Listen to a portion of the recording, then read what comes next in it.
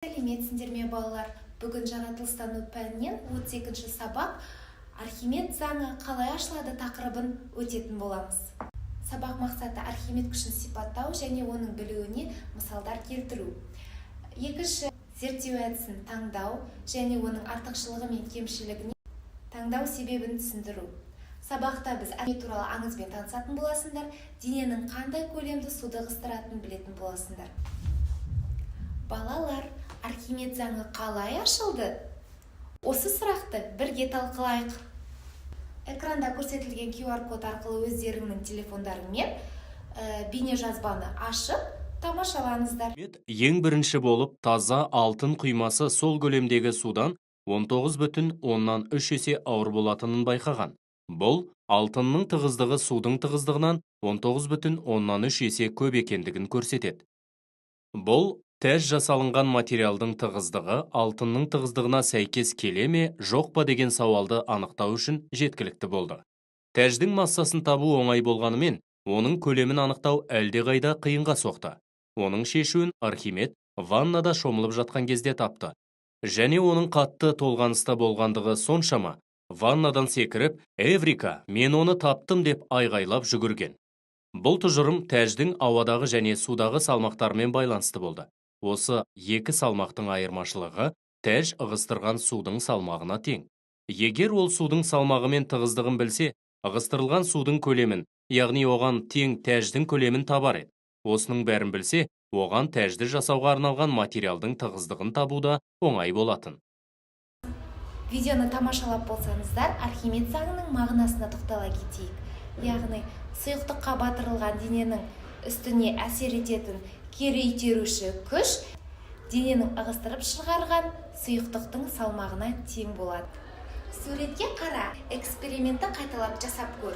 2 стақан алып, екеуіне су толтырып, біреуіне өшіргіш саласын. Төгілген судың көлемін өшіргішпен салыстыр. Су мен өшіргіштің көлемі бірдей болуы мүмкін бе? Осы сұраққа жауап беріңдер.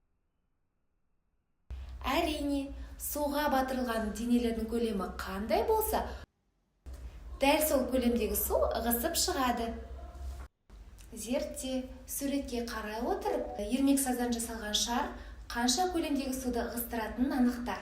Бізге суы бар пластик стакан, ермек саздан жасалған түрлі түсті шарлар, су деңгейін белгілеу үшін маркер керек болады. Алдымен стакандағы су деңгейін белгілеп алайық.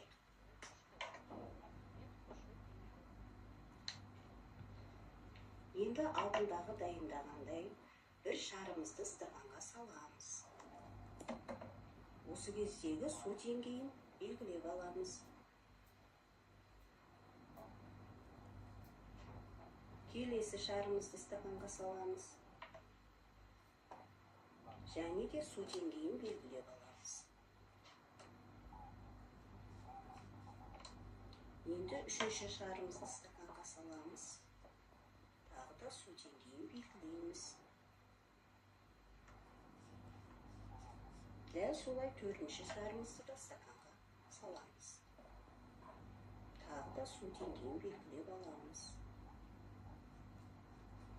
Енді бізде соңғы шарды стакандағы суға саламыз. Су деңгейін белгілеп қараймыз. Енді байқадық балалар, яғни суға батырылған дененің көлемі қанша болса, сондай көлемдегі судың ығысатынын байқадық. Анықта, ауада ұшуы үшін газ қолданылатын қандай аппараттарды білесің? Аэростат бұл жеңіл газбен толтырылып, ауада қалқып тұра алатын аппарат. Аэростаттар басқарылатын және басқарылмайтын болып екіге бөлінеді. Дирижабель аэростаттың басқарылатын түріне жатады, ал әуешар басқарылмайтын аэростатқа жатады. Сен білесің бе? Әуе шарының тарихы 200 жылдан астам уақытты қамтиды. Монгольфия деген ағайынды зерттеушілер ыстық ауа үрленген жібек шардың жоғары көтерілетінін байқайды. Сөйтіп олар 1783 жылы ыстық ауа толтырылған шарды ұшырады. Ең алғашқы әуе шары 2500 метр қашықтықты ұшып өткен екен. Сипатта Суретке қара. Ақылды қарға Архимед заңын қалай қолданып жатыр? Бұл заңды өзің қалай қолданар едің? Мысал келтір. Бүгінгі тақырыпқа сай ақылды қарға ертегісін айта кетейін. Ертеде бір қарға болыпты. Ол қатты шөлдеген екен. Су ішейін десе, құмыраға аузы сыймай қойыпты. Әр ойланып, бер ойланып, қарға ақылын қосады. Ол құмыраға бір тасты салады. Кейін тағы бірнеше тасты сала бастайды. Осылайша ақылды қарға шөлін қандырған екен. Әрине, сен Архимед заңының осылай ашылғанын білесің. Ендеше ойлан. Қорытындылай келе, суға батырылған дененің көлемі қандай болса, дәл сондай көлемдегі су ығысып шығады. Архимед заңы ауада да орындалады. Ал балалар, сабағымызды қорытындыладық. Енді сабақты қаншалықты түсінгендеріңді қарайық. Кері байланыс ретінде балықтар берілген. Тақырып бойынша бәрін білетін болсаңдар жасыл балықты, жақсы түсінген болсаңдар қызғылт сары балықты, сабақты керемет түсінген болсаңдар көгілдір балықты, ал сабақ маған керек емес десеңдер қызыл балықты таңдайсыңдар. Ал енді балалар, өз-өздеріңді бағалайтын уақыт келді.